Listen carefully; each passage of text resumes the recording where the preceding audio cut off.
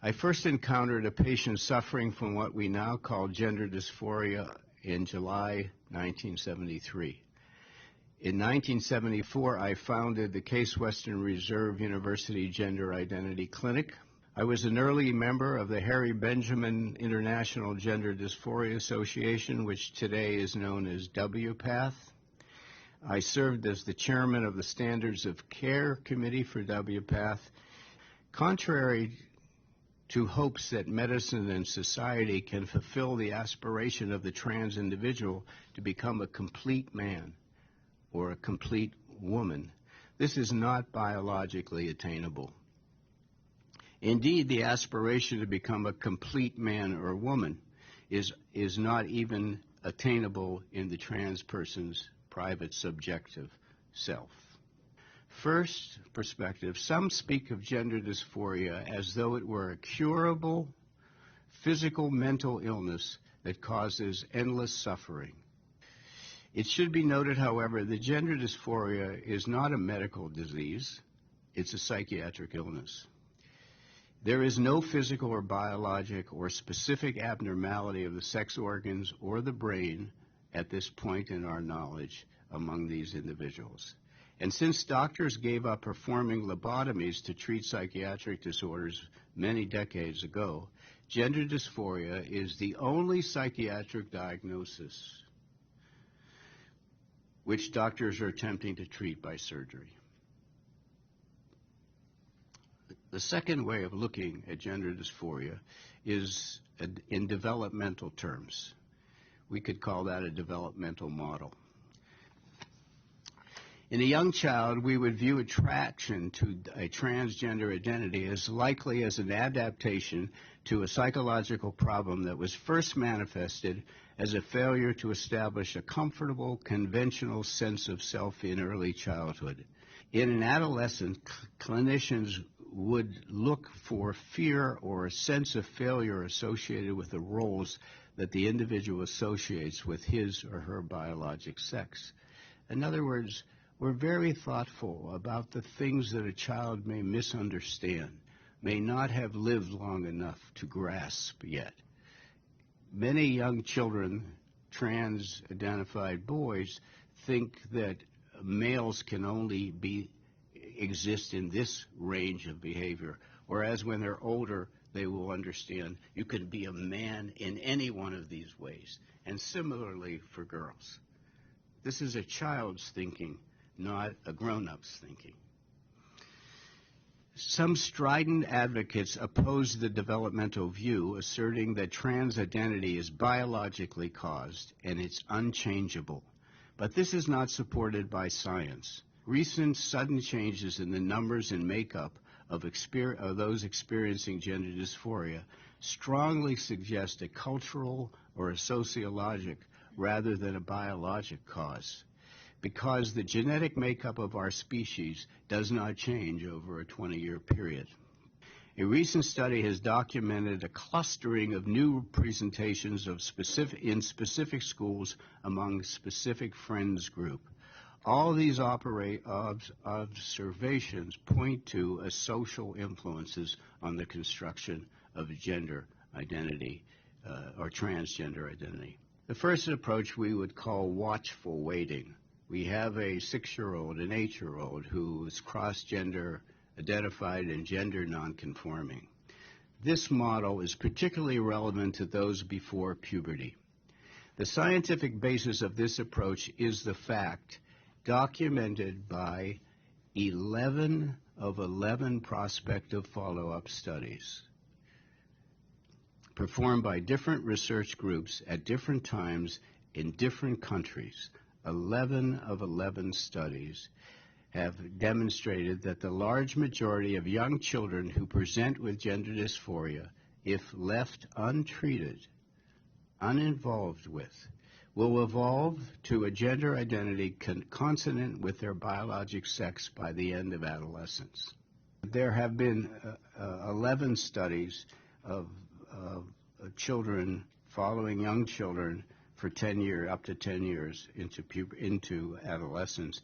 All 11 of those studies have found that the majority of the children outgrow it.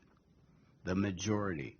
The highest one is like close to 90%, but there's some have been in the 60% range, you see. Still very high. So that's very important for us to understand, because it feels to me like there may be an ethical question here about intervening when children would desist. It seems to me that why aren't we talking about the ethics of that?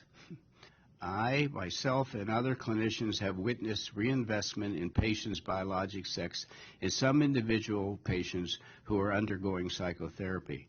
I have published a paper recently on one patient who sought my therapeutic assistance to reclaim his male gender identity 30 years after living as a woman, and who is in fact today living as a man.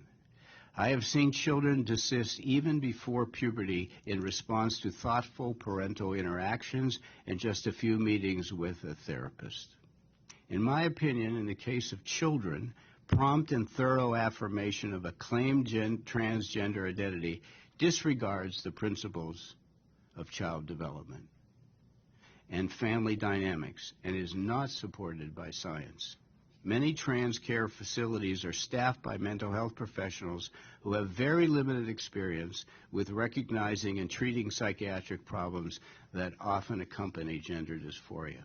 As a result of the downgrading of the role of psychiatric assessment and treatment of patients, new gender-affirming clinics have arisen in many urban settings and recommend transition with remarkable, indeed distressingly remarkable speed, sometimes after a single 1-hour session. In my opinion, this cannot be reconciled with responsible mental health care. These clinics are often called gender-affirming clinics. The name of the clinic tells you that there is not a careful psychiatric extended evaluation of this stuff. What is happening in the United States is affirmation, affirmation, affirmation, and no consequence, no thought given to the long-term consequences based upon 50 years of cross-sectional studies showing that this is a marginalized, vulnerable, psychiatric and drug-impaired groups of people. We have a phenomenon where a high number of people, a high percentage of people, have significant ongoing psychiatric needs. It seems to me that all of us should have some pause about what we do, and I don't think that the concept of we have a 6-year-old who's non-gender conforming and that we ought to affirm that child and leave that child to believe that she can be a boy or she can be a girl. I don't think that's helping with what psychiatrists call the reality testing of the child. A comparison of recent and older studies suggests that when affirming methodology is used with children, a substantial proportion of those children who would otherwise have desisted if left alone persist in their gender identity. In other words, gender affirming of children leads to a very high incidence of trans identity at puberty and the failure to desist. Whereas if you leave the children alone, many of them will desist. If you treat them young and intervene and support, they're going to have a transgender identity in adolescence. So we have to ask ourselves the question, what does that mean for the long run of the child? The increasingly widespread use of social transition for children is locking a large number of children into a trans identity and life who would otherwise become comfortable with their gender of their biologic sex before reaching adulthood. We should all seriously consider that the drive to block puberty derives from the experience of trans-identified adults who recall personal discomfort about their subjective gender discomfort in childhood and adolescence. It does not consider all those children and teenagers who outgrew their discomfort. In other words, the idea of giving puberty blockers is based upon adults who are not doing well, recalling that they were uncomfortable with their body.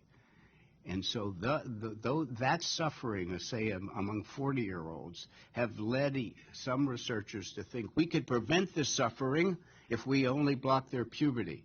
But That does not consider those people who outgrew it and are not talking at age 40 about their discomfort.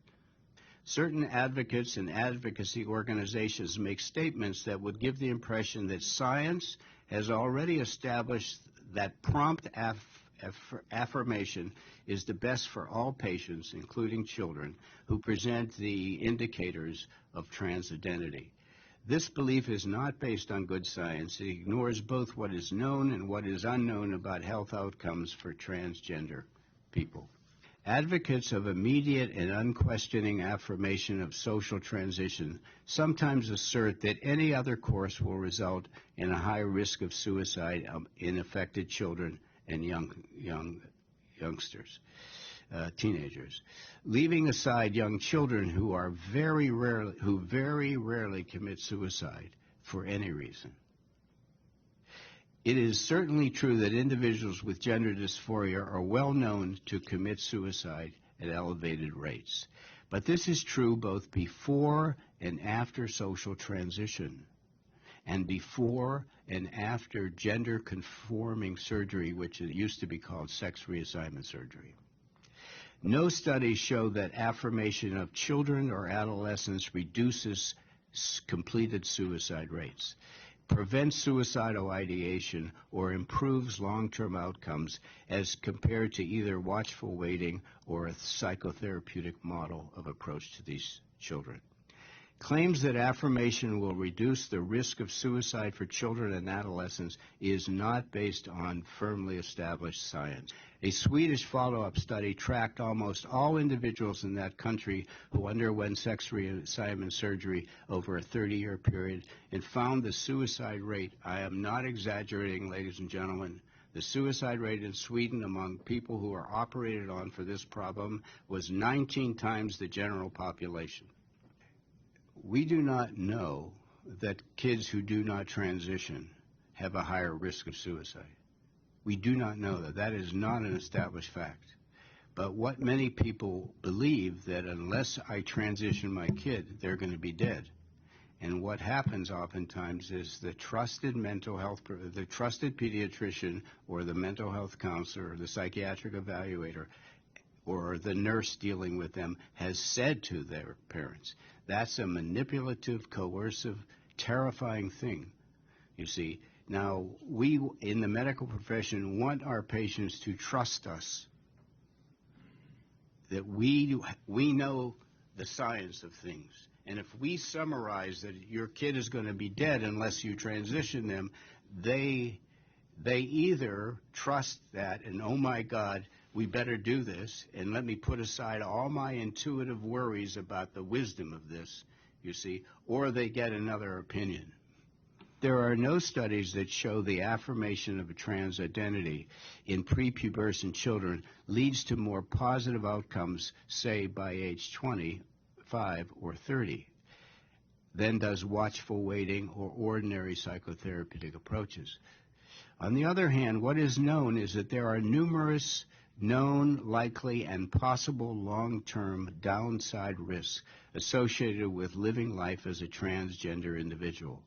Let me detail several classes of predictable, likely, or possible harms to patients associated with transitioning to live as a transgender individual. The first one I want to mention is sterilization. Obviously, sex reassignment surgeries that remove penis, testes, ovaries, vagina, and uterus are inevitably sterilizing. But medical professions also believe that we should assume that cross-sex hormones, which are increasingly administered to older minors, may also be permanently sterilizing. Does any 11-year-old, even one who has parental consent, have the capacity to consider the implications of personal sterility that may show up in his or her life 20 years later? Second, the loss of sexual response. Puberty blocking prevent maturation of the sexual organs and the sexual physiologic responses. Some and perhaps many transgender individuals who transitioned as children and thus do not go through puberty consistent with their sex face significantly diminished sexual response as they enter into young adult life. and are unable to ever experience orgasm. Children, of course, cannot imagine what this will mean for their future lives and psyches. In terms of mental health, however, in my opinion, individuals in whom puberty is delayed multiple years are likely to suffer negative psychosocial and self-confidence effects as they stand on the sidelines while their peers undergo pubertal changes and get involved in social interactions that cause them anxiety but help them to learn how to manage their sexual feelings and to conduct interpersonal relationships. Thus, if you block a kid's puberty for 3-4 years, he remains looking like a child and feeling like a child while his peers are into a whole different phase. I've worked with multiple individuals who have abandoned trans female identity after inhabiting that identity for years who express regret. A surgical group prominently active in sex reassignment surgery has published a report on a series of 7 male to female patients requesting surgery to transform their surgically constructed female genitalia back to their original male form. They cannot surgically be returned to their previous normal genital anatomy. The trans person of either sex who requests having their body returned to the original sex appearance should worry all professionals.